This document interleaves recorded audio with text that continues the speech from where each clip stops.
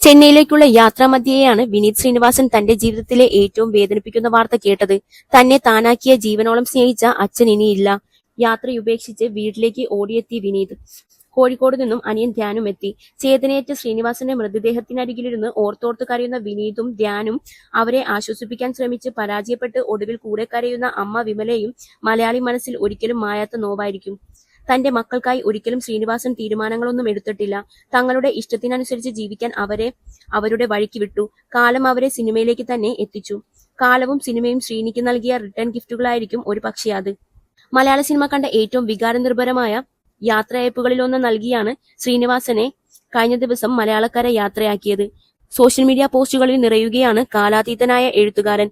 ശ്രീനിയുടെ വേർപാടിൽ മക്കളായ ധ്യാനും വിനീതും പലപ്പോഴായി അച്ഛനെക്കുറിച്ച് പറഞ്ഞിട്ടുള്ള കളിയും കാര്യവുമൊക്കെ ചർച്ചയാകുന്നു. അതിലൊന്നാണ് അച്ഛനെ കെട്ടിപ്പിടിക്കുന്നതിനെക്കുറിച്ച് പണ്ട് വിനീത് പറഞ്ഞ വാക്കുകൾ. 2022 വനിതയ്ക്ക് നൽകിയ അഭിമുഖത്തിലാണ് വിനീത് അച്ഛനെ കെട്ടിപ്പിടിക്കുന്നതിനെക്കുറിച്ച് പറഞ്ഞത്. വിനീത് സംവിധാനം ചെയ്ത ഹൃദയം എന്ന ചിത്രത്തിൽ വിജയരാഘവൻ മകനായ പ്രണവ് മോഹൻലാലിനോട് വിരോധമില്ലെങ്കിൽ നിന്നെ ഞാനൊന്ന് കെട്ടിപ്പിടിച്ചോട്ടെ എന്ന് ചോദിക്കുന്ന രംഗത്തിന്റെ പിറവിയെക്കുറിച്ച് സംസാരിക്കുകയായിരുന്നു വിനീത് ശ്രീനിവാസൻ. അച്ഛനെ ഒന്ന് കെട്ടിപ്പിടിക്കുക അപൂർവമായി മാത്രം സംഭവിക്കുന്നതാണെന്നു സുഹൃത്തുക്കൾ പറയാറുണ്ട്. എന്നെ സംബന്ധിച്ചാണെങ്കിൽ അച്ഛൻ എന്നെ കെട്ടിപ്പിടിച്ചിട്ടുള്ള സന്ദർഭങ്ങളൊക്കെ ഞാൻ ഓർത്തു വെക്കാറുണ്ട് എന്നാണ് വിനീത് പറഞ്ഞത്. വീട്ടിലൊന്നും അങ്ങനെ പുറമെ പ്രകടിപ്പിക്കുന്ന ആളല്ല അച്ഛൻ. എല്ലാം ഉള്ളിലൊതുക്കുന്ന പ്രകൃതം. പക്ഷെ ചില ദിവസങ്ങളിൽ അച്ഛൻ എന്നെ വിളിച്ചിട്ട് പാട്ടുപാടാൻ പറയും. അച്ഛന് പാട്ട് വലിയ ഇഷ്ടമാണ്. പാട്ടുപാടിക്കഴിഞ്ഞാൽ അച്ഛൻ കെട്ടിപ്പിടിക്കും. അച്ഛന്റെ കെട്ടിപ്പിടുത്തം കിട്ടാൻ വേണ്ടി പാട്ടുപാടാൻ ഞാൻ എപ്പോഴും തയ്യാറായി നിൽക്കും എന്നും വിനീത് പറയുന്നുണ്ട്.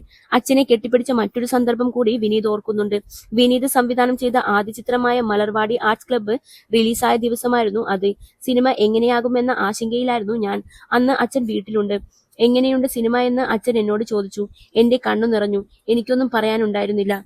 ഞാൻ അച്ഛനെ കെട്ടിപ്പിടിച്ചു. അതൊക്കെ ഓർക്കുമ്പോൾ പോലും ആത്മധൈര്യം കിട്ടും എന്നും വിനീത് പറയുന്നു. വിനീതിന് പാട്ടുപാടിക്കൊടുത്ത് കെട്ടിപ്പിടുത്തം വാങ്ങാനും സിനിമയെന്താകുമെന്ന് ശങ്കിച്ചു നിൽക്കുമ്പോൾ ചേർത്തുപിടിച്ച് കെട്ടിപ്പിടിക്കാനും ശ്രീനിവാസൻ ഇനിയില്ല.